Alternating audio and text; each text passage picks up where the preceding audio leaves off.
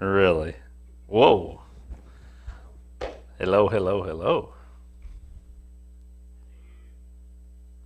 Good morning. Turn me down a little bit, Sean. How's that? Better, better, better. Is that good? Still down a little bit? Is that good? Sounds pretty loud up here. Good morning. It's great to be in the house of the Lord. Amen. Got a little rain yesterday. Excuse me. This morning, I want to read some verses here out of Romans, chapter 7, verses 18 and 19. And it's kind of neat. Whenever Sean asked me this morning what the title would be, I told him it would be Man's Sinful Nature. And Scott says, been thinking about that all week. It's just neat how God works and God's hand is in everything.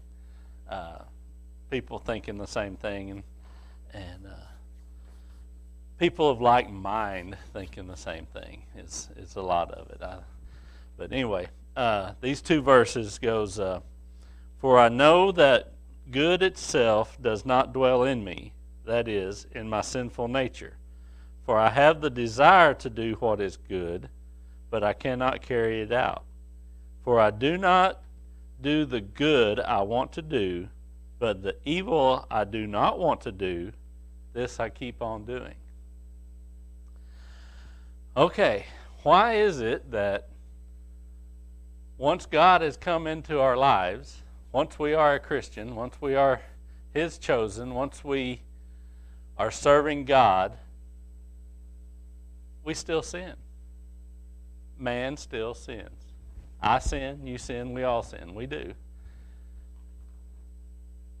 It's our nature, and I know Brian has preached on this, and we've talked about this, but it's our nature.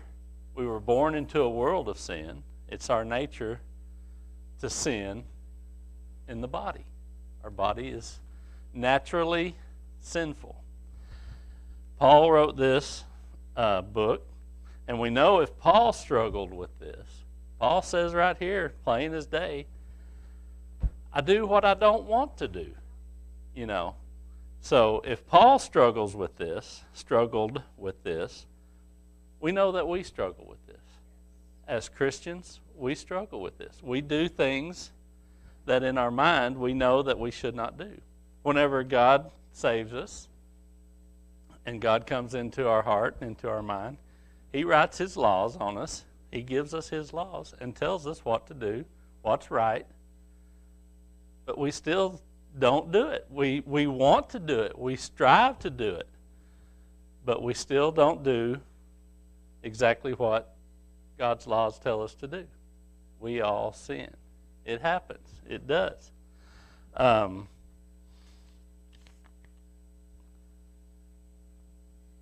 Paul also wrote, we know Paul wrote most of the New Testament books. Anyway, he wrote in most of these books ways that once you are a Christian, that you can try to fight this sinful nature. He wrote to many churches telling them what to do to fight the sinful nature. And I got it down to three main things. One, we read our Bible.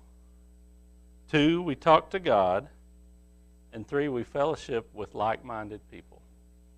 And if we do that, and I'm not saying that if you do that, you're not going to sin, but if we do that, we can fight off that sinful nature.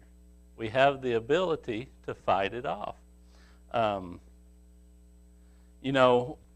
It also tells us that we as Christians need to show each other or show others God.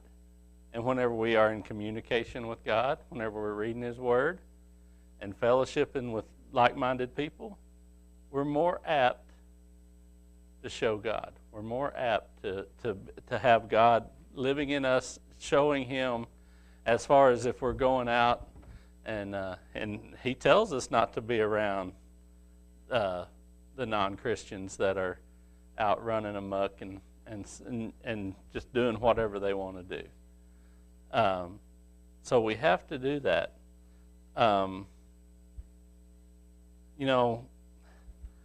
Through all of this, God knew that we were going to sin. He knew that it was going to happen.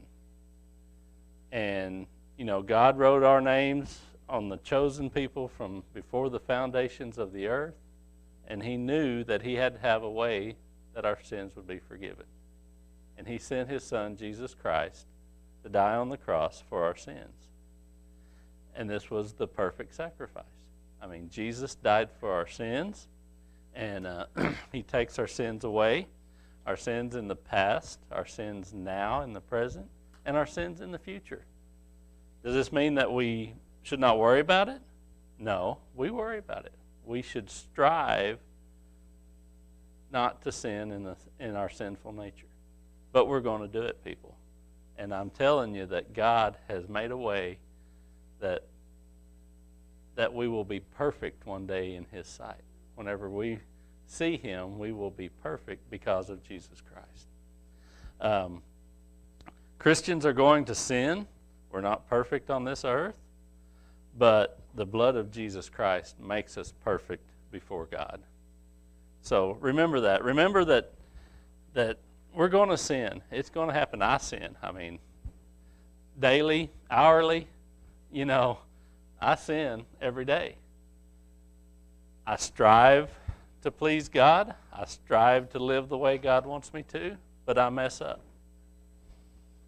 But God forgives me of that. Through Jesus Christ, God has forgiven me of that. And, out there in the world, you see all the, not all, but big preachers and TV preachers and evangelists that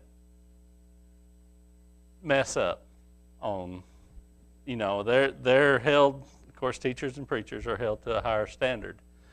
But being on TV, a lot of people see them, and a lot of them mess up. A lot of them sin. And golly, the world goes to pieces on them, But it happens. It's going to happen. It happens to everybody. Everybody that is a Christian is going to sin. And God has forgiven them of those sins. But you got to strive to be perfect. You got to strive to do what God wants you to do.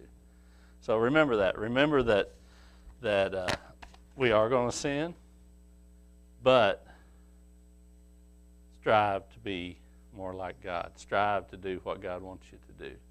And He has forgiven you of that.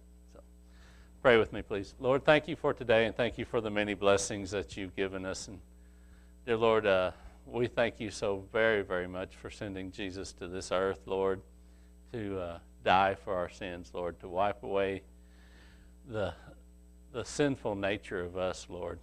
And we thank you for that, and we praise your name, and we just want to let you know that we strive to be more like you. We strive to be perfect on this earth, and we want you to be our God, to be our King, Lord.